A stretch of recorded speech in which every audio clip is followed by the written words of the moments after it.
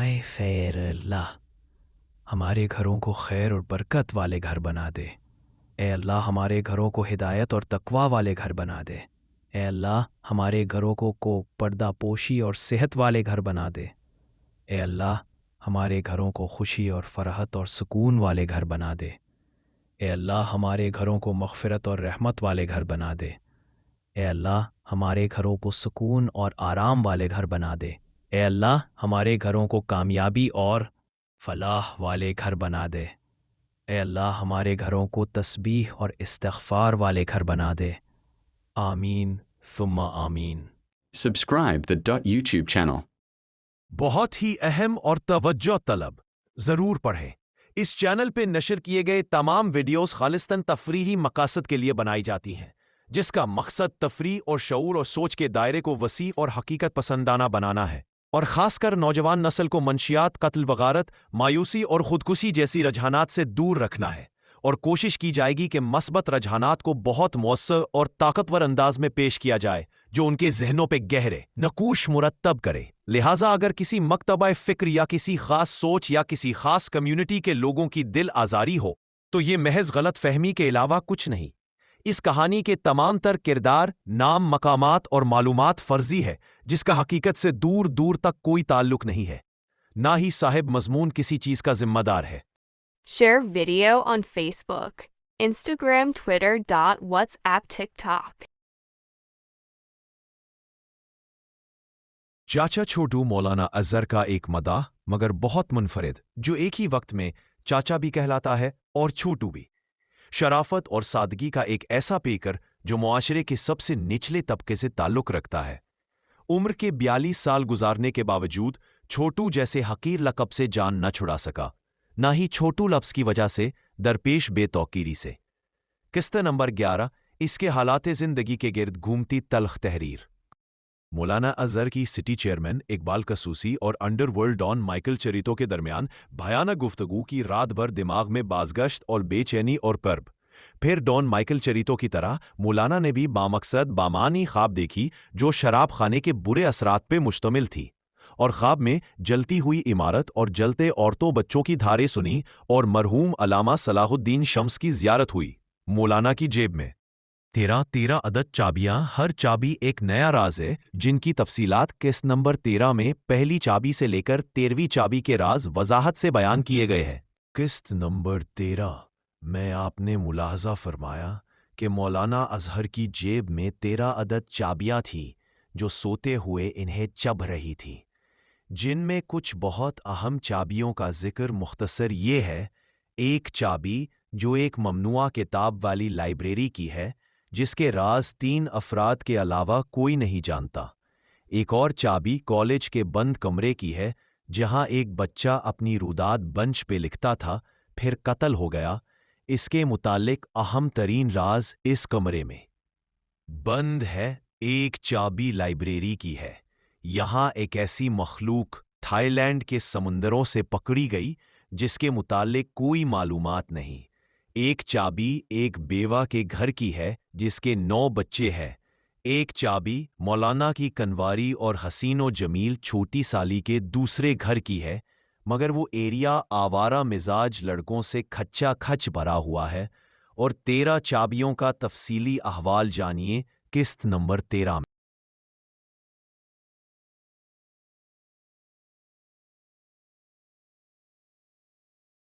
یہ تو تھی مولانا کی وہ 13 چابیوں کے گچھے کی تفصیلات۔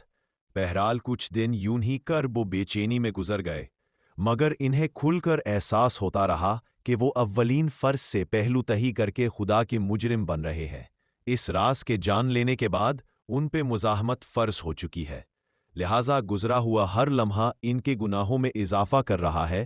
کہیں یہ نہ ہو کہ ان کی اسی سوچ بچار اور سست مزاجی سے کچھ کر گزرنے کا موقع ہاتھ سے گزر جائے، شراب خانہ دیکھتے ہی دیکھتے مکمل ہو جائے اور وہ بلا کسی فائدہ لیے بھی شراب خانے کے پارٹنر شمار ہوں۔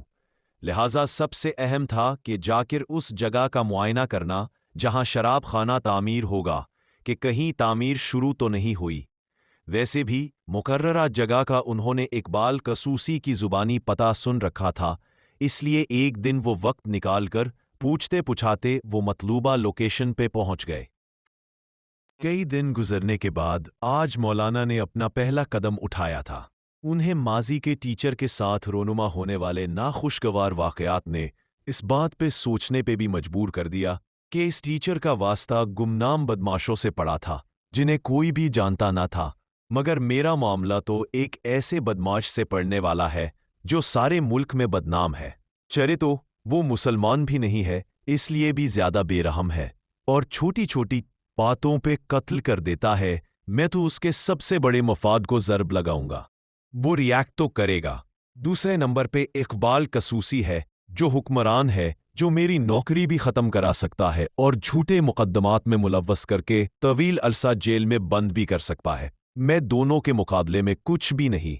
मेरे है ही क्या, मेरे घर में तो इसी भी किस्म का कोई भी असलहा नहीं है, बल्कि मेरे घर के किचन की छरी भी मेरी तरह शरीफ है। एक तो उंगली से भी छोटी, ऊपर से खड्डी छरी, आगे से भी गोल है, ना कि चोंच वाली। मैं तो अपने घर का दिफा भी नहीं कर सकता, उन लोगों के पास असलहा के ढेर लगे रहे। बहरहाल मौलाना गोटो के क्रिश्चियन मोहल्ले में पहुंचे। मुकर्रा जगह देखा, वहां कोई बहुत ही बड़ी तामीरात के लिए बुनियादें खोदी जा चुकी थी। मौलाना को शक हुआ कि कहीं ये वही डान का शराब खाना ही तो नहीं, यकीनन क्योंकि वो इसी मकाम का तस्करा कर रहे थे। मौलाना ने मजीद तस्दीक के लिए अर्द गिर्द वाक़े मुख्तलिफ दुकानदारों से मालूम करना चाहा, तो मालूम हुआ कि इकबाल कसूसी इस शराब खाने की तामीर इस कदर राजदारी से करवा रहा है कि मकामी अफराद को भी बिल्कुल खबर नहीं। मैं मौलाना की नज़र अभी अभी आए इस मंसूबे के ठेकेदार गुलाम अची पे पड़ी, जिसने अभी अभी मोटरसाइकिल एक साइड पे खड़ी की थी। मौलाना तेज तेज साइकिल चलाते और उसके पास पहुंचे और बोले, अस्सलामु अलैकुम। उसने हैरत से देखते हुए कहा, वालेकुम अस्सलाम। फिर वो अभी आगे बढ़ने वाला ही था कि मौलाना ने उसका कंधा पकड़कर रोका। वो मजीद हैरत से मुड़ा और मौलाना को गौर से देखा और बोला, मल्ला जी कोई काम है से खैर तो है? मौलाना बोले, हाँ महज चंद बातें पूछनी थी, मगर तुम्हें तुम्हारी माँ की कसम सच सच बताना। गुलाम अची के माथे पे शिकन उभरे और लहजे में थोड़ी तलखी उभरी। मैं आपको नहीं जानता, आप मुझे नहीं जानते, और बात शुरू करने से मैं आपको नहीं जानता, आप मुझे नहीं जानते, और बात शुरू करने से पहले ही कसम डाल रहे हो। मगर अच्छा पूछें। मौलाना बोले, ये जो कुछ तामीर हो रहा है ये किस मकसद के लिए तामीर हो रहा है? ये क्या है? वो बोला, ये क्रिश्चियंस के लिए वेलफेयर स्कूल बन रहा।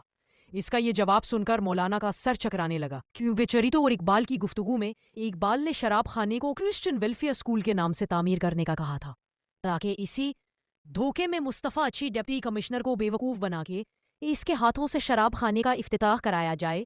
गुलाम अच्छी भी बिल्कुल वही बात कर रहा था, गोया उन्हें अंधेरे में रखा जा रहा था। ऊपर से ठेका भी मुस्तफ़ा अच्छी डिप्टी कमिश्नर के बहनोई के बड़े भाई को दिया था, ताकि उन्हें बाआसानी इस इल्ज़ाम में पूरी तरह से मुलव्विस किया जा सके। मौलाना बोले, अगर मैं तुम्हें ये बताऊं कि ये कोई वेलफेयर स्कूल नहीं बल्कि शराब खाना है तो तुम क्या करोगे? गुलाम अची ने जोरदार कहकहा लगाया और बोला, फिर मैं एक तांगा रुकवाऊंगा, उसे 10 रुपए दूंगा, और वो तुम्हारी कमीज के पीछे लिखे पता पे तुम्हें तुम्हारे वर्षा के हवाले कर देगा, ताकि तुम्हारे विरसा तुम्हारे दिमाग का मजीद इलाज कराए। तुम मौलवी लोग क्या समझते हो, जहाँ क्रिश्चियन के लिए कुछ भी तामीर हो वो सिर्फ शराब खाने ही होते हैं? क्या उनकी जिंदगी में और कुछ भी नहीं है सिवाय शराब के? या फिर तुम मौलवी लोग क्रिश्चियन कम्युनिटी को नीचा रखने के लिए ऐसे ऐसे बहाने तराशते हो ताकि वो तरक्की ना कर सके और ना ही उनके लिए कोई दूसरा शख्स इल्जामात के डर से कुछ करे? बाज आ जाओ तो मौलवी हजरात। मौलाना अपनी तौहीन पे यकदम खामोश से हो गए। वो बोला, मुझे लगता है आपको पहले कहीं देखा है। मौलाना बोले, मैं अगर मौलाना हुआ तो भी यकीन न करोगे। वो बोला, आप जानते हो ये कौन बनवा रहा है? मौलाना बोले, हाँ इकबाल कसूसी साहब। वो भी चौंका। हाँ ऐसे ही है, तो अब क्या मुसलमान जिली इंतजामिया अपने शहर में शराब खाने तामीर करेगी, वो भी सरकारी तौर पे? इकबाल कसूसी तो क्लीन शेव मौलवी है, वो किरदार के लिहाज से किसी मौलवी से कम नहीं, और तुम उस पे इल्जाम लगा रहे हो। मौलाना बोले, ये सरकारी मंसूबा नहीं है, सिर्फ जिली इंतजामिया की छतरी इस्तेमाल की जा रही है। दर हकीकत सारा सरमाया किसी और का है। मेरा काम तुम्हें समझाना था। मेरा काम तुम्हें समझाना था, मैंने अपना काम कर दिया, बाकी तुम जानो और तुम्हारी सोच। वो गुस्से से बोला, अच्छा तो बताओ कि किस अमीर का सरमाया है जिसे जिली इंतजामिया अपनी छतरी दे रही है? मौलाना बोले, तुम्हें तो बताना ही फजूल है, क्योंकि तुम कर भी क्या सकते हो। भले ही शराब खाने बने, तुम्हें तो अपने घर की दाल रोटी पूरी करनी है। तुम्हें क्या लगे कि क्या बन रहा है और कौन बना रहा है। वो बोला, क्या कह रहे हो? मुझे तो लगता है तुम किसी सस्ते शराब खाने से सीधा लौट रहे हो, अभी नशे में हो। मौलाना ने मजीद बहस व तकरार से इज्तनाब करते हुए दोबारा अपनी साइकिल की तरफ बढ़े तो गुलाम अच्छी ने मौलाना का बाजू पकड़ लिया और बोला, ऐसे कैसे जा रहे हो? इतनी बड़ी बात करके कोई सबूत नहीं दोगे? और तुम सच में यहाँ करने क्या आए थे? मौलाना बोले, यार छोड़ मेरे बाजू को, अगर मैं कुछ बताऊं भी तो तुम कौन सा यकीन कर लोगे, और अगर यकीन कर भी लो तो भी कर भी क्या लोगे? वो बोला, अगर यकीन करने वाली बात हुई तो क्यों यकीन नहीं करूंगा, बस फिर यकीन कर लो कि ये स्कूल नहीं शराब खाना है, तो मानो या ना मानो। वो बोला, अच्छा तो ये कौन बनवा रहा है? इकबाल। इकबाल कसूसी की छतरी है, शराब खाना चरीतों का है। सुन लिया तुमने, और ये सच्ची बात है। अब क्या फर्क पड़ेगा, तुम यूं ही बनाते रहोगे, क्योंकि तुम जानते हो कि तुम ना करोगे तो कोई दूसरा शख्स ये ठीका पकड़ लेगा, और वो भी दिलो जान से काम करेगा, भले ही वो जानता भी हो कि ये शराब खाना है। तुम ये जारी भी रखो तो कोई फर्क नहीं पड़ता, क्योंकि इस तामीरात को रोकना या क्रिश्चियन कम्युनिटी के लिए इसे हकीकी वेलफेयर स्कूल बनवाना ना तुम्हारी जिम्मेदारी है ना किसी और की। अल्लाह पाक ने ये जिम्मेदारी मुझे सौंपी है। मुझे ये काम करना है, मगर तुम्हारे जरिए नहीं रुकवाना, बल्कि मरकजी किरदारों के जरिए रुकवाना है जिन्होंने ये मंसूबा शुरू किया। अब वही खुद इसे ख़त्म करेंगे या तब्दील करेंगे। परेशान इसलिए हूं कि समझ नहीं आ रही करूं क्या और कैसे। वो चूंका, तुम कौन हो? मौलाना बोले, मैं इसलिए बताना नहीं चाहता कि तुम इकबाल कसूसी को कहकर मेरे खिलाफ इंतकामी कार्रवाइयों की वजह पैदा कर दोगे। शराब खाना भी बन जाएगा और वो मुझे मुकद्दमात में उलझा के जेल भिजवा देगा। इसलिए जब तक कोई सरा मेरे हाथ नहीं आता तब तक मैं अपना तारुफ नहीं करा सकता। तुम इसे मेरी मजबूरी समझो। अकेला ही फौजी मैदान में उतरा हूं तो जंग के साथ साथ मुझे खुद को जिंदा भी रखना है, महफूज भी, ताकि लंबे वक्त तक जंग जारी रख सकूं। बहरहाल अब मुझे चलना चाहिए। वो बोला, अब याद आ गया, गालिबन आप मौलाना अजहर है। मौलाना परेशानी के साथ साथ चौंके। वादा करो तुम ये बात और किसी को भी ना बताओगे, हत्ता कि अपने घर वालों को भी। वो बोला, खुदा पाक ने आपको सही वक्त पर सही बंदे से मिलवाया है। अब आप खुद को अकेला हरगिज ना समझो। मैं कोई आम शख्स नहीं, बल्कि मैं गुलाम अची हूं, वजीर आला बाबा दाऊद अची का भतीजा, और मुस्तफ़ा अची की बहन मेरी भाभी है। तुम बस कुछ भी और ना करो, अपना सब और सबूत मुझ पे जाहिर कर दो। फिर तुम घर जाके बैठकर अपनी आंखों से देखो कि इकबाल कसूसी या चरीतो, क्या उनका बाप भी शराब खाना इस शहर में नहीं बनवा सकता, और किसी भी मामले में आपका नाम भी कभी भी जाहिर न होगा। और ये बात याद रखना, मेरा नाम गुलाम मोहम्मद अची है, ना कि गुलाम इकबाल कसूसी या गुलाम चरीतो। मौलाना बोले, मैं नहीं जानता कि मुझे खुश और मुतमईन होना चाहिए या पहले से भी ज्यादा गैर मुतमईन, क्योंकि जो कुछ हुआ लाइल्मी में हो गया। वरना मैं अगर पहले ये बात जानता कि आप अच्छी खानदान से हो तो कभी भी ये राज आपको न बताता, क्योंकि हाथियों की लड़ाई में जब एक हाथी और घुस जाए तो बजाय अमन के जंग और तूल पकड़ती है और तबाही भी ज्यादा हो जाती है। मगर मालूम नहीं ऐसे कैसे हो गया। शायद खुदाई पाक की कोई हिकमत है। वो जानता है कि मैं बहुत कमजोर हूं, कभी भी कुछ ना कर सकूंगा। शायद इसलिए उसने सीधा आपसे मिलवाया। इसलिए मुझे यकीन है कि इसमें जरूर खैर का पहलू है, क्योंकि मुझ कमजोर में इतनी हिम्मत ना थी, और मैं कई दिन इसी खौफ और परेशानी और महज सोच बचार के सिवा कुछ भी ना कर सकने की वजह से पहले ही गुनाहगार हो रहा था। अगर इसी रात ई सुबह से ही अपनी कोशिशों का आगाज कर देता तो आज कम से कम शराब खाने की बुनियादें भी ना खोदी जाती। बहरहाल आपसे बात करके शुरू में तो मेरी परेशानी में मजीद इजाफा हुआ था, मगर अब आहिस्ता आहिस्ता हौसला और कुव्वत बढ़ने का एहसास हो रहा है। लगता है कि शायद मुझे इस राज का डाकिया बनकर शायद ये रहे। लगता है कि गोया डाकिया बनकर ये राज आपको सौंपने की जिम्मेदारी मेरी थी। इसलिए मैं बहुत हैरान था कि सूबे की ताकतवर तरीन शख्सियात के मुकाबिल मुझे क्यों ला खड़ा किया गया, जबकि मैं तो एक आम सा टीचर हूं। न मेरा कद, न मेरी डेरेदारी, न दौलत व ताकत। इसलिए अकल नहीं मानती कि मैं इन लोगों का मुकाबला किसी भी तौर पे कर सकता हूं। तो फिर मैं करूं तो करूं क्या? तो गोया असल में ये जहाद आप पे फर्ज किया गया है, क्योंकि आप खुद उनकी टक्कर के लोग हैं, जैसे मोटी दीवार को तोड़ने के लिए हथौड़ा भी मोटा और वजनी ही दरकार है, या यूं कह लें कि दरख्त काटने के लिए आरी या कल्हाड़ी दरकार होती है, ना कि छरी कांटे। मगर मैं समझ नहीं सका, मैं खुद को बतौर एक जंगजू देख रहा था जो किसी तौर मुनासिब नहीं लग रहा था। अब होगी मुज़ाहमत बराबरी की सतह पे, और अब यकीनन शराब खाना के बजाय वेलफेयर स्कूल ही बनेगा। मगर याद रखना कि अब तुम्हें अपने ईमान की जंग करनी है। जानबूझकर हारे तो तुम गुनाहगार हो जाओगे, क्योंकि एक तरफ मफादात और दुनियादारी है, दूसरी तरफ ईमान और आखिरत है। भले ही आप भी मजहबी टाइप के नहीं हो, मगर शायद भी मजहबी टाइप के नहीं हो, मगर शायद ये सबसे बड़ी नेकी आपके मुकद्दर में लिखी जाए। अब अल्लाह पाक की तरफ से मुकर्रर करदा अमानत में आपके हवाले करके जा रहा हूं, तो बताइए मैं क्या खुद को बुरी अज़्ज़म्मा समझूं? जी बिल्कुल, क्योंकि दीन की खिदमत से बढ़ के मेरे लिए तो माँ बाप भी नहीं।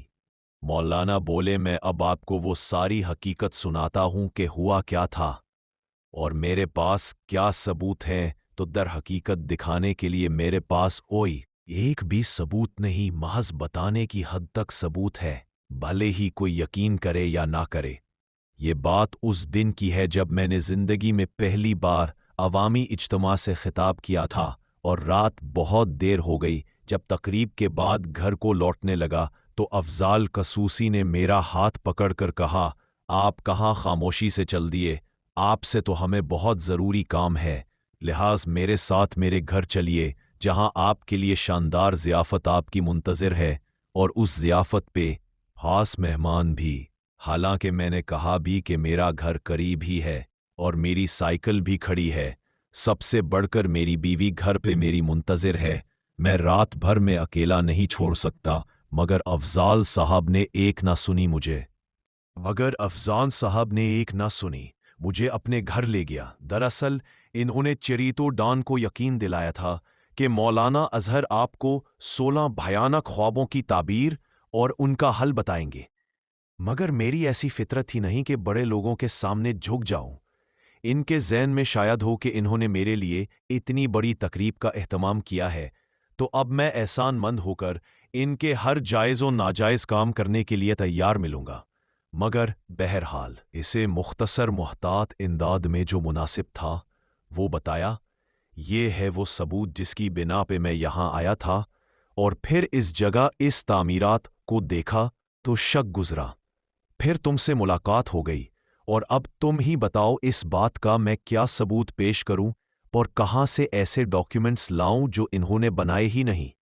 गुलाम अच्छी बोला, इसका एक तरीका है कि मैं खुद म्यूनिसिपल कौंसिल के रिकॉर्ड रूम में जाकर देखूं कि इस मंसूबे के मुताल्लिक वहाँ क्या दर्ज है, कितना रकबा और कितनी ग्रांट दर्ज है। अगर वहाँ वेलफेयर स्कूल का इंदराज है तो फिर ये वेलफेयर स्कूल ही बनेगा, क्योंकि सरकारी मंसूबों को हर किस्म का तहफ़्फ़ुज़ हासिल होता है, इसमें कोई रद्दोबदल नहीं किया जा सकता। सरकारी मंसूबों को हर किस्म का तहफ़्फ़ुज़ हासिल होता है, इसमें ना कोई रद्दोबदल किया जा सकता है, ना ही कब्ज़ा किया जा सकता है। अगर वहाँ इसका बतौर वेलफेयर स्कूल इंदराज है तो तुम बेफिक्र हो जाओ, मगर अगर वहाँ इसका इंदराज नहीं है तो मतलब आपकी बात सच्ची है, फिर मामला गड़बड़ है। मौलाना बोले, सरकारी तामीरात की रोज़ाना की बुनियाद पर आला अफसरान मुआयना करते हैं, तो क्या यहाँ कोई आता है? गुलाम अच्छी बोला, बहुत ज़बरदस्त बात की है। यहाँ तो वाकई कोई म्यूनिसिपल बिल्डिंग इंजीनियर अब तक नहीं आया। हालांकि इस मरहले तक 2-3 बार म्यूनिसिपल तामीराती मुआयना टीमों को आ जाना चाहिए था। मैंने इस बात पे गौर ही नहीं किया। सिर्फ डॉन ने 2 मरतबा कार रोककर कुछ फासले से मुआयना किया था, मगर मैं इसके आने की वजह समझ नहीं सका। शायद वो कार से बाहर इसलिए ना निकला कि कहीं मुझे शक ना पड़ जाए कि इसका इस तामीरात से क्या ताल्लुक है। अब तो और भी ज़रूरी हो चुका है। अब असल हकाइक में जान के ही रहूंगा। आपका बहुत शुक्रिया कि मुझे गुनाहगार होने से बचाया। अब एंट भी तब लगेगी जब मैं इस बात की तस्दीक कर सकूंगा कि ये वाकई स्कूल है। मैं इस बात की तस्दीक कर सकूंगा कि ये वाकई स्कूल ही है, वरना फिर इकबाल के दफ्तर के बाहर आवाम का बफेरा हुआ जम गफीर होगा, और पुलिस इकबाल कुसूसी को हथकड़ी लगाकर उसके दफ्तर से बाहर निकाल रही होगी, تاکہ اسے پتہ چلے کہ مذہب کے ساتھ کھلواڑ کرو گے تو سلگتی ہوئی ہتھکڑیاں اس کی منتظر ہے۔ ویسے بھی بات اچھی برادری اور خصوصی برادری کی نہیں، بات مذہب کی ہے جس کی نگہبانی اچھی برادری کے سپرد ہے۔ اس معاملے میں اچھی برادری کے ساتھ دھوکا اتنا آسان بھی نہیں۔ اگر اس نے میری حلال کمائی میں چند روپے بھی چریتوں کی حرام کمائی کے شامل کیے تو میں اسے نشان عبرت بنا دوں گا۔ اب تک میں اسے اتنا اچھا اور نیک انسان سمجھتا تھا، اگر یہ بات آپ کے علاوہ کسی اور نے کی ہوتی تو میں کبھی بھی نہ مانتا، نہ ہی غور کرتا۔ مگر لوگ سچ ہی کہتے ہیں، جب نیک انسان بگڑتا ہے تو وہ پرانے بدکاروں سے زیادہ بدکار ہو جاتا۔ پرانے بدکار کو بھی زندگی کے کسی نہ کسی مرحلے پر ہدایت مل ہی جاتی ہے، مگر اسے نہیں ملتی۔ مولانا بولے، اب غور کرتا ہوں تو مجھے خدائے ذوالجلال کی حکمت عملی سمجھ آ رہی ہے۔ در حقیقت مجھے قاصد بنا کر تمہارے پاس بھیجا، کیسے ہماری ملاقات کا بندوبست۔ طویل گفتگو کے بعد مولانا چل دیے۔ جو ہی کنٹینر آفس سے باہر نکلے، اتنے میں ایک موٹر سائیکل تیزی سے ان کی طرف مڑی اور ان کے قریب آ کر بریک لگائی۔ مولانا اور غلام اچی نے چوکس ہو کر اسے دیکھا تو موٹر سائیکل پہ ایک ناواقف شخص بیٹھا تھا جو موٹا تازہ کالی سیاہ مولوی داڑھی تھی، شکل سے خطرناک، آنکھوں پہ نسواری اینک تھی۔ مولانا اظہر کو لگا کہ یہ اقبال کسوسی کا کوئی جاسوس تو نہیں؟ Share video on Facebook, Instagram, Twitter. WhatsApp, TikTok.